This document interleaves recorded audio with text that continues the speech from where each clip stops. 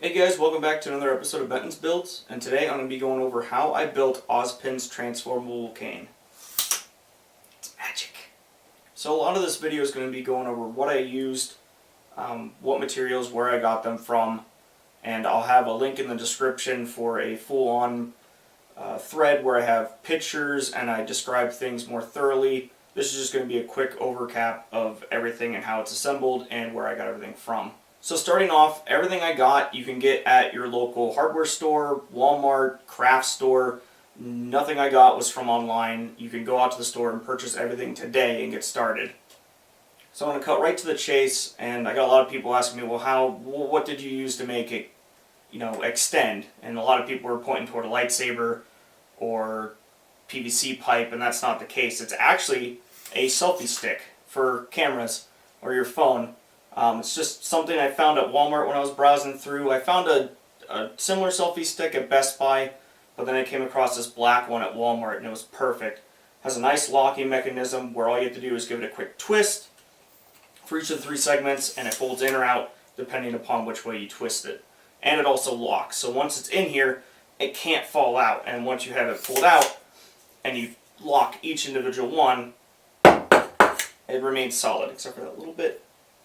There we go. If you slam it down hard enough, it's of course going to go into itself, but it actually is sturdy enough to where you can actually lean on it a little bit and it won't collapse on you. So for starters, the handle is comprised of two different PVC pipes. The outermost one here that you see is a 1-inch pipe, and on the inside at both ends here and here, I have a 3/4 inch pipe. Now 3/4 inch pipe doesn't slide too well into inch thick pipe. It's just a very minute, it's about a 1/16th difference. So what you're going to need to do is take a Dremel with a sanding bit and go along the inside here edges and just kind of sand away the inside so you can get that 3/4 inch pipe to fit. And the same thing goes with the selfie stick. The selfie stick is actually this entire length of the pipe here, and it's just barely not wanting to fit inside that 3/4 inch pipe. So what you're going to need to do is also take your Dremel and go on the inside of that and get it to where you can stick the selfie stick into it. But you don't want to do it too much because you actually want to have the friction of it actually getting wedged in there to hold it in. There's no glue on the selfie stick itself holding it in there. It's just the friction alone that it just barely fits in that's actually keeping it together. So if you were to take this end off or hit this hard enough, it might actually want to pop out this end. You could put glue into it. I didn't feel it necessary since it was holding in there pretty well, and I don't plan on slamming this into a wall or anything, or even dropping it. But it is something that you may want to consider. It's something I didn't do personally, but if you feel it, you can do that. Recommended glue for that would probably be E6000, because E6000 holds the entire world together. For the end cap here, this little ball part, I actually found this at Hobby Lobby. It's bath bombs. You're supposed to fill it with bath beads and throw it in there, and it releases and does whatever the heck bath beads do. I don't know. I don't take baths, but I take showers. I do wash myself, but I take showers. I don't take baths. Baths are weird. But yeah, you can get these. They're $4, and you get about 4 of them.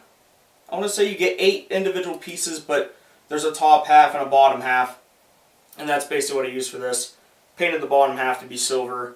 Kept the top half actually clear, and I sanded it with a piece of sandpaper, and I actually have a light installed in mine where I can take this little cap piece off, click it, and it gives off a nice little green glow. It was just something I added personally because I wanted to have a little bit more flair onto it. You could just paint this top part white if you really wanted to and just forego the whole light thing, but for a $1 light at Walmart, I couldn't pass that up. The main body here, the round bit, is a 2-inch PVC coupler, and I ended up drilling a 1-inch hole through it with one of these. It's a hole saw bit, and you can get these at Home Depot. I mean, if you don't want to spend the money to get a hole saw bit, you can just get a regular 1/2-inch bit, drill it, and then take your Dremel and slowly work it around to the point where you can get it to where you can fit it in. And this 1-inch piece of PVC just runs all the way through the center here, and then I have it glued in there, and it's sitting nice and pretty. The little handle bit here is just a piece of MDF board, I have like a huge sheet of it, and then I just make multiple projects out of it. But I think you can get a small piece of MDF board for pretty darn cheap. One of the bigger pieces go for $5, so I'm pretty sure you can find a small sliver of it and get it for probably like $1 or $2. And then I just cut it out with my bandsaw. Another thing I like to point out is I tried to not use a whole lot of power tools when I made this, just so I can make it accessible for everybody if they wanted to try it. So I think all the tools involved were my Dremel, a drill, a couple bits, some PVC glue, some hot glue, and like I said, I cut this out with the bandsaw. But if you have like a jigsaw, or if you're really patient, you just want to use a knife, you can even carve it out of that. MDF board cuts decently easy with a single edge knife. It's going to take a whole lot of scoring and a couple passes, but you could do it if you really don't have the tools or the ability to. Because like I said, I was trying to make this accessible for everybody who can't go out and afford power tools, or if they're living in an apartment or something, they just don't have the space to build these kinds of things. Try to make it easy for you guys. For the geared bits and everything, this is all just craft foam. I believe this is 2 layers of 3mm foam, just so I can get the little depth on it and carve out the designs better and they're not poking out. Because on the back side here, I have 5mm craft foam, and it goes from the edge of this 1-inch pipe all the way out. It's a little bit bowed, you can see. I should have spent a little bit more time on it, put some more hot glue to get it more stable. It's kind of pushing in on itself right now, but if I took a little bit more time, put some hot glue in the back of it, and I always can, just pry that open, put a little bit more hot glue, stick it back in there so it's looking nice. I think it's just kind of collapsing over time because I left it sitting like this, and now it's kind of falling in on itself.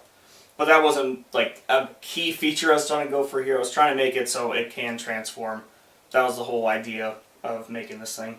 And I want to say I spent about 4 days total working on it. It started on Thursday, and I went into about Sunday, and I had it all finished with sanding and painting. A lot of the time, it's just waiting for the darn paint to dry, because painting on PVC, it does take a little bit for it to dry. And you want to go with like Rust-Oleum brand paint, because they are designed to be painted on plastic. And you want to sand everything that you're painting, because it will definitely help the paint stick better to plastic or PVC or whatever you work with. Even this stuff, it's plastic, but I gave it a rough sanding just so the paint would stick better. One other small thing is, how is this thing actually attached? And the funny part is, with the selfie stick included, it came with these little attachments for it.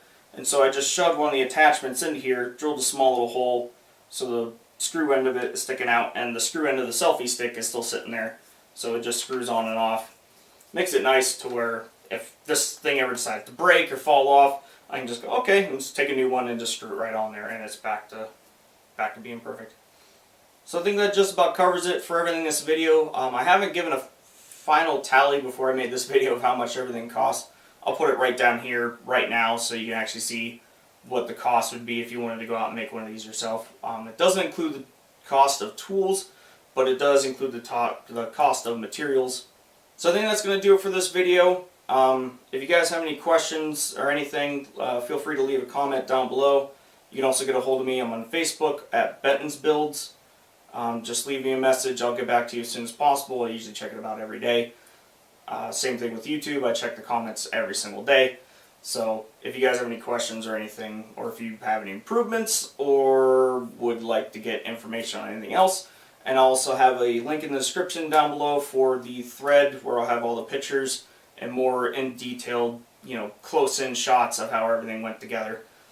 Thank you guys for watching, and tune in next time for the next one. I have had a lot of people ask me about Nora's hammer transformable, so that's going to be pretty interesting to do next. Thank you guys.